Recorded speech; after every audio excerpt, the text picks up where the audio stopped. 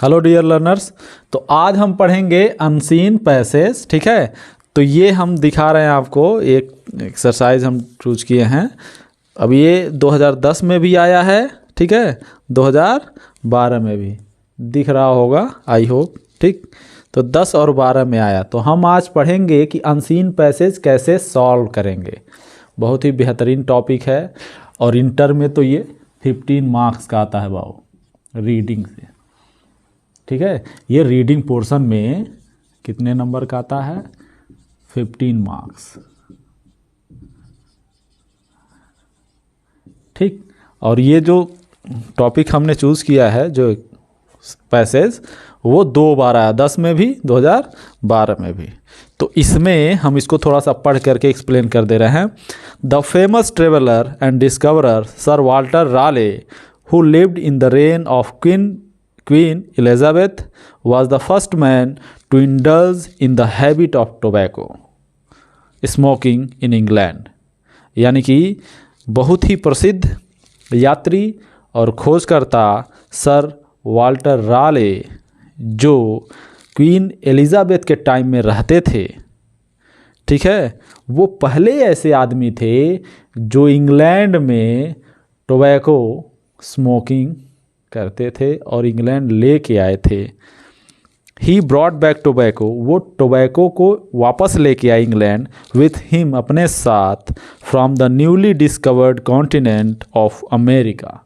यानी कि जो नया हाल ही में डिस्कवर हुआ था कॉन्टिनेंट, महाद्वीप अमेरिका से, वो टोबैको वापस इंग्लैंड लेके आए थे। और पहले ऐसे इंग्लैंड वासी थे, ठीक है, अंग्रेज़ थे, पहले ऐसे अंग्रेज़ थे जो टोबैको स्मोक करते थे। ठीक, ये भी आज हमको पता चल गया भाव। And introduce the use of it in Europe, और पहले थे जो टोबैको का यूज़ करते थे और पूरे यूरोप में फैला दिया कि बेटा हम ही कहाँ जाएं, तुम लोग चलो। ठीक है। One day he sat smoking in the garden, एक दिन वो इसे गार्डन में बैठे हुए थे, फूंक रहे थे। when a servant passed by carrying a pail of water, पेल का मतलब बकेट टाइप में होता है जिसमें हाथ में हैंडल होता है, ठीक है, तो पानी का बाल्टी कह सकते हैं, या पानी का कुछ ऐसा रहा होगा बर्तन जिसमें हैंडल लगा हो, जिसमें पानी वो लेके जा रहा था। तो सर्वेंट गुजरा और उसका जो मालिक यानी कि सर वाल्टर राले जो थे, वो बैठ के फूंक रहे थे। तो जा रहा था तो बड़ा गौर से अपने मालिक की तरफ देखा। नहीं, the man had not yet heard of his master's strange habit and glancing at him, तो उस आदमी को अपने मालिक की ये जो विचित्र आदत थी इसके बारे में पता नहीं था कि मालिक साहब कुछ नया, ठीक है, जुगाड़ लेके आए और फूंकते हैं, उसके बारे में उसको नहीं पता था। उसने बस एक नज़र देखा मालिक साहब पे, और मालिक साहब जैसे फूंके धुआं धुआं हो गया। ठीक है, जैसे गैंग्स ऑफ वासेपुर में कहता ना, इलाके में इतना बम फोड़ेंगे कि चारों तरफ धुआं धुआं हो जाएगा।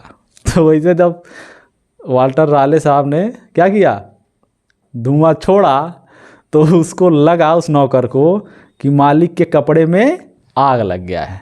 धुआं देख करके, there is no smoke without fire, बिना आग के धुआं नहीं उठता है। भाई गंवार आदमी था, उसे नहीं पता था कि ये भी कुछ चीज़ होती है जिसको फूंक करके एंजॉय किया जाता है। पहली बार था ना, उन्होंने ही इंट्रोड्यूस करा था।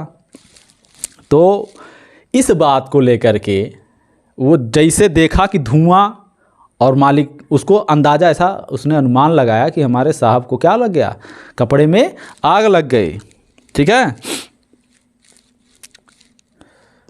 When he saw the clouds of smoke and thought his clothes must have caught fire, तो उसने जब धुएं का बादल देखा तो उसको लगा कि मालिक साहब के कपड़े में क्या लग गया, आग लग गया। Being a man of great quickness and presence of mind, चूँकि वह बहुत ही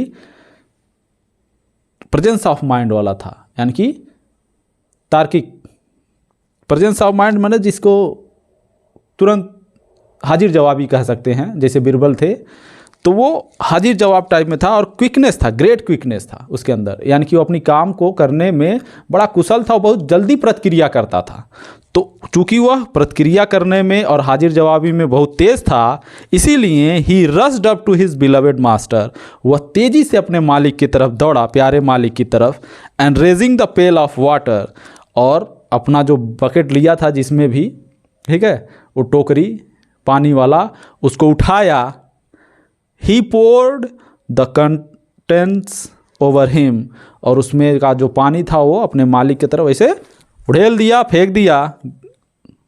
and without waiting for thanks, और बिना धन्यवाद का इंतजार किए, he rushed for some more water, वो तेजी से दौड़ करके भागा कि और पानी ले आए और मालिक को बुझा दें।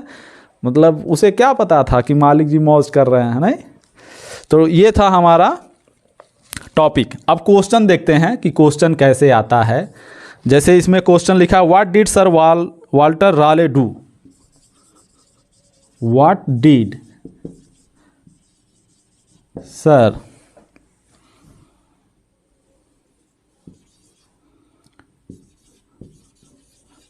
Walter Raleigh do? ठीक, तो यहाँ पे अब एक चीज़ हम देख रहे हैं कि प्रश्नवाचक शब्द क्या आ गया? What। अब ध्यान से देखिएगा, हम इसके पहले वाले भी वीडियो में जिसमें how to write question answer, ठीक, तो उसमें हम बताए हैं कि जब प्रश्न में व्हाट आता है तो या तो ये सब्जेक्ट पूछता है, या तो ऑब्जेक्ट पूछता है, या फिर वर्ब पूछता है। तो यहाँ पे हम देख रहे हैं सर वाल्टर राले साफ साफ लिखा हुआ है, तो लिखा है यानी कि ये हमारे सब्जेक्ट हैं। कैसे पता चला? सब्जेक्ट कहाँ होता है? हेल्पिंग वर्ब के बाद। प्रश्नवाचक वाक्यों में अगर सब्जेक्ट को ढूंढना है तो ये डिड क्या है? हेल्पिंग वर्ब है, तो हेल्पिंग वर्ब के बाद सब्जेक्ट मिलेगा। डू क्या है? मेन वर्ब है, मेन वर्ब से पहले, मेन वर्ब से पहले। सब्जेक्ट कहाँ मिलता है क्वेश्चन वर्ड इंटेरोगेटिव सेंटेंस में? हेल्पिंग वर्ब के बाद और मेन वर्ब से पहले जो लिखा होता है वो सब्जेक्ट होता है, ठीक। तो इसमें सब्जेक्ट तो नहीं पूछ रहा, और यहां पे अगर ध्यान से देखेंगे तो क्या करते थे, ठीक है, यानी कि वर्ब ही पूछा जा रहा है कि वो क्या करते थे। हिंदी क्या होगा? सर वाल्टर राले क्या करते थे। तो जब आंसर हम लिखेंगे तो जो करते थे वो बताएंगे। तो आंसर में सबसे पहले सब्जेक्ट लिखते हैं, ठीक। वाल्टर राले क्या थे? शुरुआत में लिखा है बाबू, the famous traveller and discoverer. Sir Walter Raleigh was a famous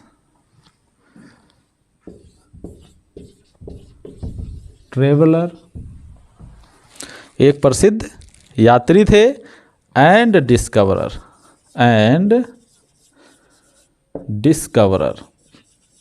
discoverer का मतलब खोज करता, ठीक है।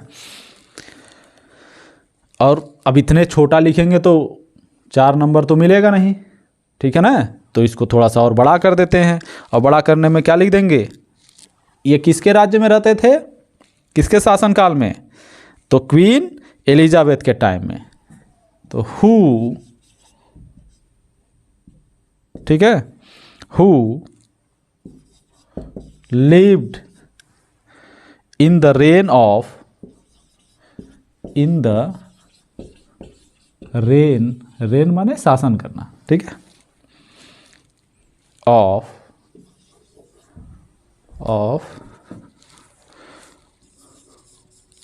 क्वीन एलिजाबेथ, ठीक। ये हो गया खत्म।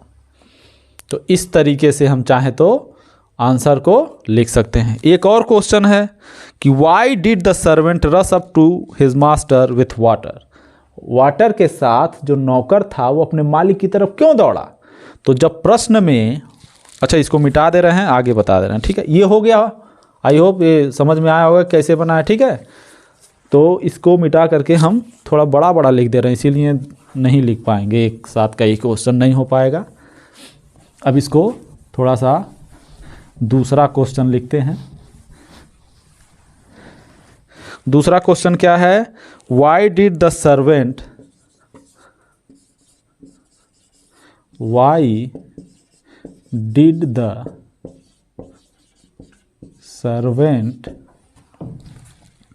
rush up to his master? ठीक है, why did the servant rush up to his master with water?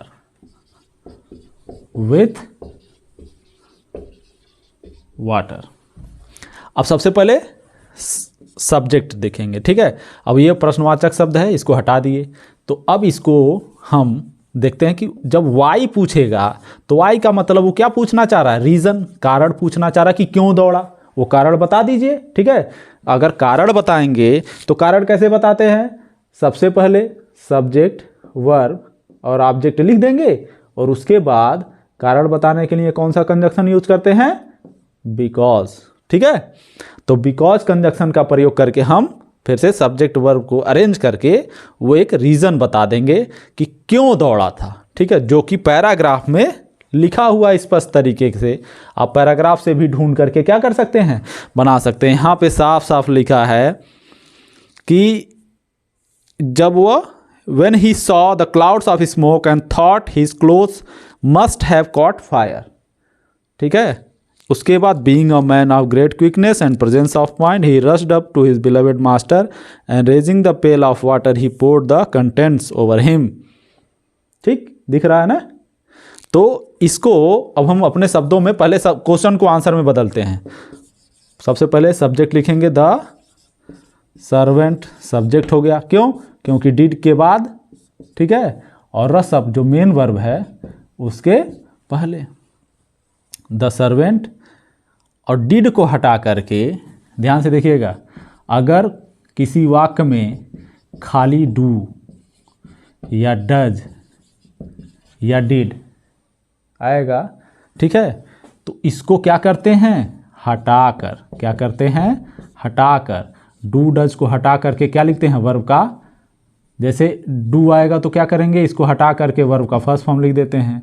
Does आता है तो इसको हटाकर वर्ब के फर्स्ट फॉर्म में यस, ई एस या आई ई एस जोड़ देते हैं। डिड आता है तो इसको हटा करके वर्ब का सेकेंड फॉर्म लिख देते हैं। तो रश अप का सेकेंड फॉर्म हो जाएगा रश्ड अप टू हिज। अब इसमें हम अपने तरफ से जोड़ दे रहे हैं बिलवेड मास्टर विथ वाटर, ठीक। अब ये जो वाई लगा है, इस वाई को हटा करके इसके स्थान पे हम क्या लगाएंगे? बिकॉज, क्योंकि। क्योंकि क्या? उसने सोचा, ही थॉट दैट। अच्छा, ऐसे लिख सकते हैं, बिकॉज वह अपने मालिक के नए, इसमें ये भी लिखा है, because he had not yet heard of his masters strange habit, because he had not yet heard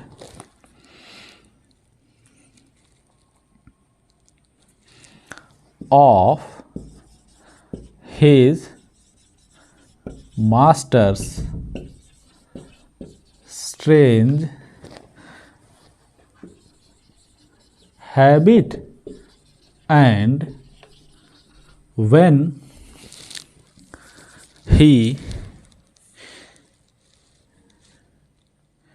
saw the clouds of smoke, when he saw the clouds of smoke, तब उसने क्या किया? उसको लगा कि ही thought his clothes must have caught fire. तो के लिए क्या कर देते हैं? कॉमा लगा देते हैं। ही thought his clothes must have क्या caught fire, कि उसको लगा उसके मालिक के कपड़े में क्या लग गया, आग लग गया, इसीलिए दौड़ करके पानी लेके क्या किया, पानी लेके दौड़ा। What did the servant do when he saw the clouds of smoke? फिर से वही चीज़, ठीक है। अब इसको हम मिटा दे रहे हैं। अब अगला क्वेश्चन, ठीक है, देखते हैं। इसको ध्यान में रखिएगा कि डिड आएगा तो उसको हटा करके हमको वर्ब का सेकेंड फॉर्म ही लिखना है, और वाई आएगा तो बिकॉज लगा के जोड़ देंगे, ठीक है। तीसरा क्वेश्चन, सी नंबर का क्वेश्चन है, what did the servant do, what did the servant do when he saw the clouds of smoke, when he saw the clouds of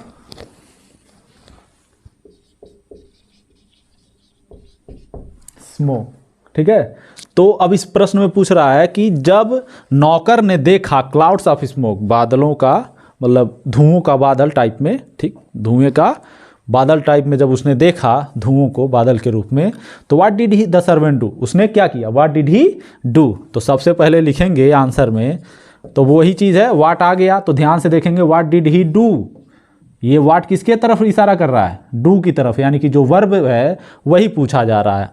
तो सबसे पहले सब्जेक्ट लिख देंगे द सर्वेंट, और व्हेन से ही शुरू कर दें, ठीक है। व्हेन द सर्वेंट, सी का सेकेंड फॉर्म क्या हो जाएगा, वह तो पहले से ही सेकेंड फॉर्म लिखा है। When the servant saw the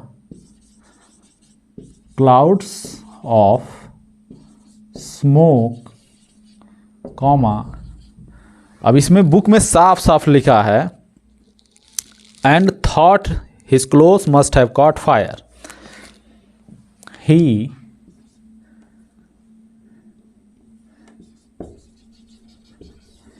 thought that his master's clothes must have caught fire, तो उसको लगता है या उसने सोचा कि उसके मालिक के कपड़ों में क्या लग गया, आग लग गया है। फुल स्टॉप लगा दिए। अब इसको थोड़ा सा और बड़ा कर दें, सो इसलिए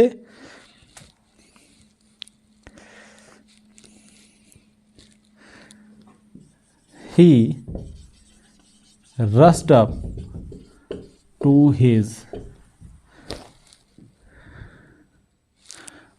him, उनके पास गया, and raising the pail of water, and raising the pail of water, comma, क्या करता है, he poured the content over him, he poured the contents over him, वह उनके ऊपर पानी को उड़ेल देता है, ठीक। तो ये था, ठीक है। उसके बाद कभी कभी क्या पूछ लेता है, टाइटल पूछ लेता है, ठीक। तो टाइटल को लिखने के लिए क्या करते हैं, टाइटल फर्स्ट सेंटेंस में ही मिल जाएगा, फर्स्ट सेंटेंस में क्या रहता है, टाइटल लिखते हैं, ठीक है। और फर्स्ट सेंटेंस में जब हम देखेंगे तो फर्स्ट सेंटेंस में पहले ही ना 1 से 5 वर्ड्स के भीतर एक से 1 2 3 4 5 वर्ड के भीतर ही वो टाइटल का नाम लिखा रहता है। इसमें शुरू में ही देखेंगे तो किसके बारे में जिक्र हो रहा है, सर वॉल्टर राले, ठीक है। तो इसको हम लिख सकते हैं, टाइटल कैसे लिखेंगे, द टाइटल ऑफ द, पहले इसको हम मिटा के साफ साफ लिख रहे हैं, रुक जाओ। टाइटल कैसे लिखते हैं इसको हम आंसर में बता दे रहे हैं, the title of the above passage. Is नहीं लिखा जाता है, ऐसे वाक्यों में इज नहीं लिखा जाता है। क्यों नहीं लिखा जाता है, क्योंकि हम श्योर नहीं है कि यह किस टाइटल से या किस शीर्षक से, कौने पार्ट से लिया गया। तो हम यहाँ पे इस के जगह पे क्या प्रयोग करते हैं, मे बी, और पार्ट का नाम हमेशा क्या करते हैं, सिंगल इन्वर्टेड कॉमा में लिखते हैं। तो हम पढ़ने से ये पता चल रहा है कि सर वॉल्टर राले के बारे में, ठीक है, ये है। तो हो सकता है उन्हीं के जीवनी से या उन्हीं के किसी किताब से, ठीक है, लिया गया हो। तो ये हो गया, the title of the above passage में बी सर वॉल्टर राले, ठीक। तो इस तरीके से टाइटल हमेशा कहाँ रहता है, पहले वाक्य में 1 से 5 सेंटेंस के बीच में।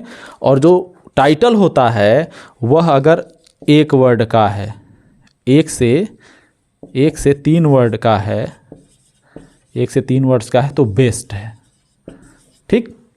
अब 3 से 5 जाएगा तो बेटर हो जाएगा। यानी कि जितने बड़ा टाइटल उतने कम उसकी महत्वता होती चली जाती है, यानी कि चांसेस कम है सही होने के। और जितने कम से कम शब्दों का वो रहेगा उतने ही अच्छे से अच्छे रिस्पांस होंगे। तो ये ध्यान रखिएगा कि कोशिश कीजिएगा टाइटल का छोटा से छोटा हो, और टाइटल में प्रीपोजिशन और कंजक्शन नहीं जोड़े जाते हैं, ठीक। तो इसमें क्या है, केवल एक नाम है, तो नाम यानी कि सिंगल वर्ड हो गया, तो ये तो बेस्ट टाइटल हो गया।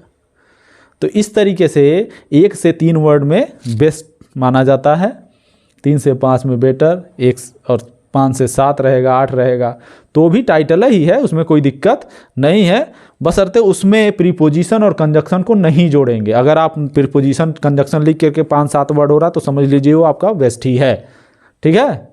तो ये था, टाइटल हमेशा कितने शब्दों का होना चाहिए, 1 से 3 या 3 से 5 या 5 से 7। अब ज़्यादा बड़ा एक सेंटेंस का टाइटल नहीं होता है, ठीक। और टाइटल ढूंढते किस में है, फर्स्ट सेंटेंस में। ज़्यादातर यही देखा जाता है कि किसके बारे में बात हो रही है, किस टॉपिक पे, किस टॉपिक से रिलेटेड बात हो रही है, ठीक है, उसमें भी हो जाएगा। और पहले 1 से 5 वर्ड्स में ही टाइटल के जो शब्द हैं वो आपको मिल जाएंगे, पहले सेंटेंस में ही मिल जाते हैं। और इस तरीके से अनसीन पैसेज को सॉल्व करेंगे, सिनोनिम्स वगैरह आ जाएगा इसी में, ठीक है। तो उसको भी पैराग्राफ अगर आप पढ़ेंगे, अंडरस्टैंडिंग अच्छी है, समझ रहे हैं, वकैब बढ़िया है, तो आप उसको लिख ले जाएंगे, ठीक है। तो आई होप ये वीडियो आपको बाबू 15 नंबर दिला सकता है, ठीक, यूपी बोर्ड में रीडिंग के थ्रू। और सीबीएसई में भी आता ही होगा कुछ कॉम्प्रिहेंशन करके, तो ये रीडिंग कह सकते हैं या कॉम्प्रिहेंशन भी बोलते हैं इसको, कॉम्प्रिहेंशन, ठीक है। तो रीडिंग चाहे कॉम्प्रिहेंशन दोनों चीज़ें बोल सकते हैं, और ये बेस्ट तरीका है। इसको ध्यान में रखिएगा कि डीड आएगा तो इसको हटा करके हम सेकेंड फॉर्म ही लिखेंगे। क्वेश्चन आंसर में हम बता चुके हैं कि कौन से क्वेश्चन वर्ड के लिए क्या लिखा जाता है, ठीक। तो आई होप वीडियो आपको अच्छा लगे, समझ में आए, और बेहतर से बेहतर प्रदर्शन आप लोग एग्ज़ाम में कर सकें। Thank you.